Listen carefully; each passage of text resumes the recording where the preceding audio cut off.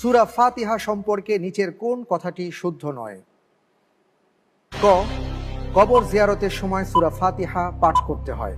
খ, সূরা ফাতিহাকে আল্লাহ তার নিজ বান্দা ও তার মাঝে ভাগ করে নিয়েছেন।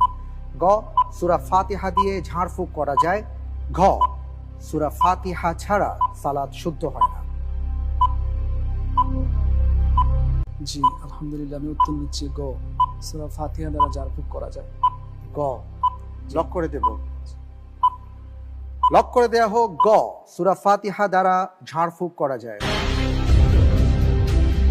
আপনি যে উত্তরটি দিয়েছেন সূরা ফাতিহা সম্পর্কে নিচের কোন কথাটি শুদ্ধ নয়, এর উত্তরে সূরা ফাতিহা দিয়ে ঝাড়ফুঁক করা যায় এটা শুদ্ধ নয়। আপনার উত্তরটি শুদ্ধ নয়। উত্তর হচ্ছে ক, কবর জিয়ারতের সময় সূরা ফাতিহা পাঠ করতে হয়।